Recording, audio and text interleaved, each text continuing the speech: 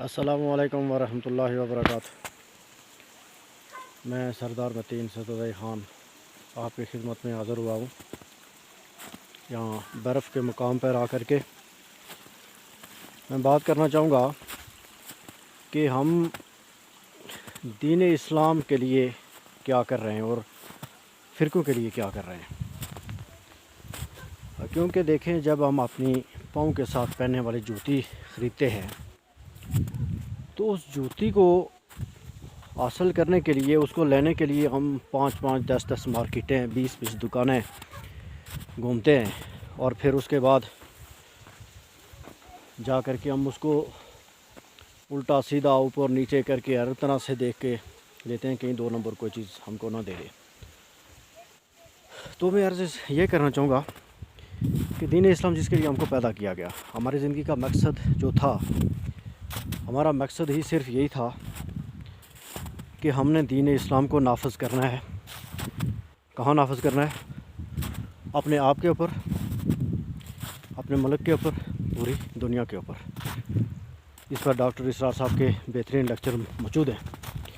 میری ویڈیو کی وساطت سے آپ تک یہ پیغام پہنچ چکا، آپ ڈاکٹر صاحب کے لیکچر بھی سن سکتے ہیں۔ تو میں آپ سے یہ گزارش کرنا چاہوں گا کہ اس دین کے لیے پلیز کوشش کریں، فرقہ کے لیے کوشش مت کریں۔ ہر آدمی اپنے آپ کو حرف آخر سمجھ رہا ہے، دوسرے کو کافر، مشرک، گستاخ، پتہ نہیں کیا کیا کہہ رہا ہے، اور کفار ہیں کہ انہوں نے ہماری گردنوں پر لاتیں رکھی ہوئی ہیں۔ ہم بہت بری طرح ناکام ہیں، اور ناکامی کی ایک آخری قسم کی مثال جو ہے تو ہمارے سامنے موجود ہے۔ مسلمانوں کی اکثریت ہونے کے باوجود مسلمان کس قدر زوال کا شکار ہے۔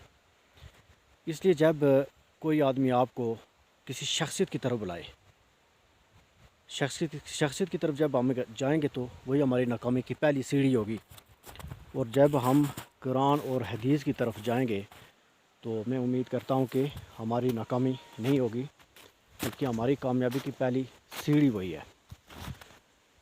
تو کوئی بھی چیز ہے تو جب ہم یہ کہہ دیتے ہیں کہ ہمارے بڑوں نے کہا، فلاں مولوی صاحب نے یہ کہا، فلاں بڑے بزرگ صاحب نے یہ کہا، تو وہاں جا کر خرابی پیدا ہوتی ہے۔ پہلی سیڑھی وہی ہے، پہلا سٹیپ ہی جو اٹھاتے ہیں تو وہ ہم خرابی کا یہی اٹھاتے ہیں۔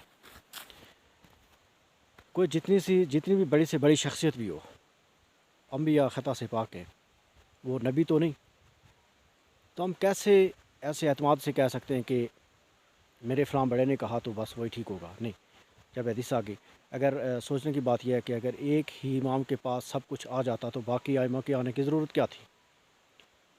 تو باقی ائمہ سب حق پر ہیں، اور اگر حق پر ہیں تو پھر سب نے حدیث کو اکٹھا کیا۔ جو پہلے ائمہ تھے تو ان کو تمام اسلام ان کے پاس نہیں آیا، چونکہ اسلام ایک سمندر ہے۔ اس کا اعتراف بارہا انہوں نے بھی کیا کئی جگہوں پر، میں دلیل دینے کا پابند ہوں اگر کوئی دلیل مانگے۔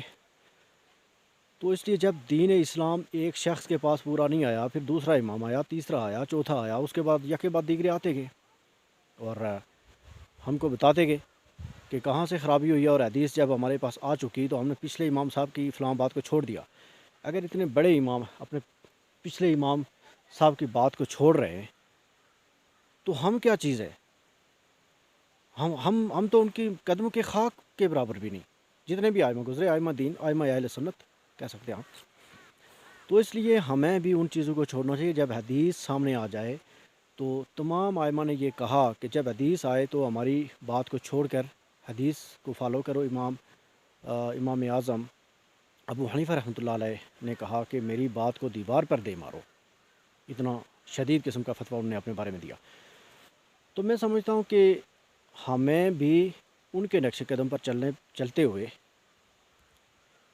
اصل اسلام کو فالو کرنا چاہیے، اور اصل اسلام قرآن اور حدیث ہے، ریفرنس ہے۔ جب ریفرنس ہمارے پاس آ جائے تو میرے خیال کے مطابق ہمیں ٹیں ٹو نہیں کرنا چاہیے، مگر چونکہ چنانچہ نہیں کرنا چاہیے۔ تو یہی ہماری کامیابی کی پہلی سیڑھی ہے، اور یہی آخری بھی ہے۔ قرآن و حدیث کو جب ہم فالو نہیں کریں گے تو یقین جانیں ہمارے فرقے بڑھتے جائیں گے، اور ہم تقسیم در تقسیم ہوتے رہیں گے۔ بس یہی پیغام تھا میرا آپ کے لیے۔ اللہ کرے ہماری سمجھ میں آ جائے۔ میں یہ نہیں کہتا کہ آپ بریلوی بنو، آپ وہابی بنو، آپ دیوبند بنو، آپ اہل حدیث بنو، آپ شیعہ بنو، آپ فلاں بنو، میں یہ نہیں کہتا. میں یہ کہتا ہوں کہ آپ قرآن اور حدیث کو فالو کرو. آپ بنو چاہے جو جہاں پر آپ ہیں وہیں پر رہیں، لیکن آپ قرآن و حدیث کو جب ریفرنس آپ کے سامنے آ جائیں تو بس باقی ساری چیزوں کو چھوڑ کر اس حدیث کی طرف آپ لوٹائیں، اس قرآن کے دلائل کی طرف آپ لوٹائیں. بس یہی میری گزارش ہے. ویڈیو لمبی ہو رہی ہے تو اللہ ہم سب کو عمل کرنے کی توفیق عطا فرمائے اور سائمان میں دین اسلام کی سمجھ بھی عطا فرمائے. آمین.